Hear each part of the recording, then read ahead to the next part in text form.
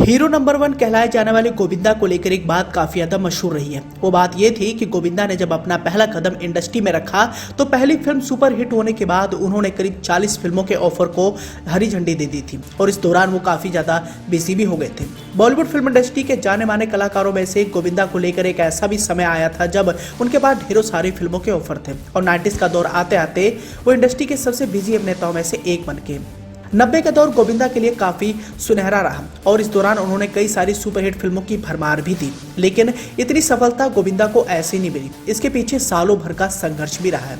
यहाँ हम आपको इस बात की जानकारी देना चाहेंगे कि 90 का दौर आते आते गोविंदा एक बड़े सुपरस्टार बन गए थे और इस दौरान के कई सारे स्टार्स उनके सामने फीके भी नजर आते थे, लेकिन इसके पीछे गोविंदा ने काफी संघर्ष भी किया है। 21 दिसंबर 1963 को गोविंदा का जन्म बॉलीवुड के निर्माता अरुण कुमार आहूजा के घर में हुआ था, लेकिन गोविंदा का जब जन्म हुआ तो उनके पिता ने उन्हें गोद में लेने से इनकार कर दिया और इसके पीछे की वजह भी थी।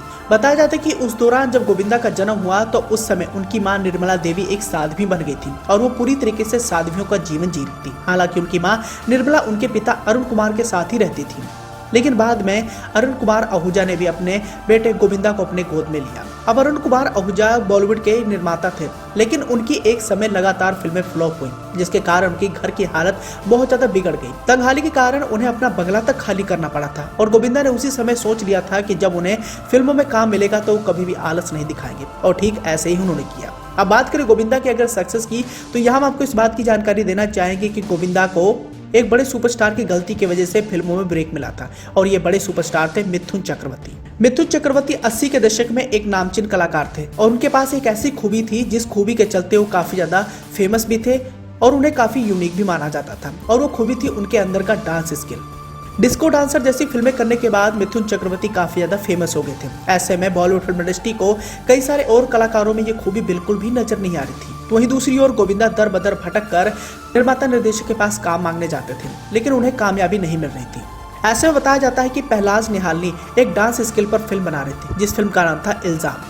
फिल्म के कलाकारों के तौर पर मिथुन चक्रवर्ती, शशि कपूर, शत्रुघ्न सिन्हा, नीलम अनीता राज जैसे कलाकार साइन किए गए थे। मिथुन चक्रवर्ती ने इस फिल्म में काम करने के लिए हामी तो भर दी थी, लेकिन वो लगातार डेट्स को पोस्टपोन कर रहे थे, जो बात पहलाज निहालनी को बिल्कुल भी रास नहीं आ रही थी। ऐसे में फिल्म के लगातार पोस्टपोन होने की वजह से उन्हें नुकसान भी झेलना पड़ रहा था और एन वक्त पर आकर मिथुन चक्रवर्ती ने इस फिल्म में काम करने से इनकार कर दिया। ऐसे में पहलाज निहालनी को उनके इस धोखे से बहुत बड़ा झटका लगा।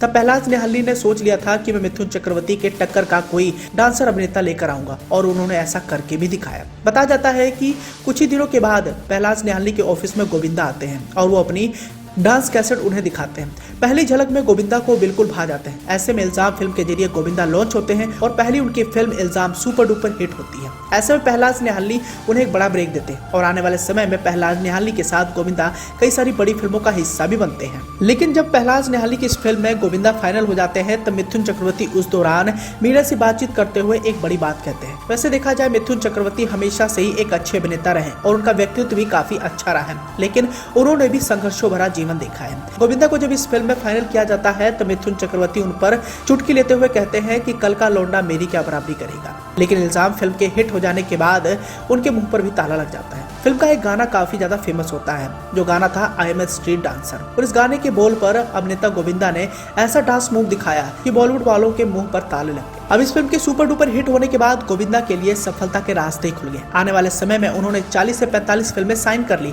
और उन सभी फिल्मों पर काम करने के लिए वो बेताब रहे, क्योंकि उन्होंने अपने घर की हालत को देखा था। उन्होंने कसम भी खाया था कि जब मुझे काम मिलेगा तब मैं आलस नहीं करूंगा, और लगातार फिल्मों को साइन करते रहे। आलम तो यूं आ गया कि एक साथ करीब 6 से 7 फिल्मों की शूटिंग एक साथ किया करते थे।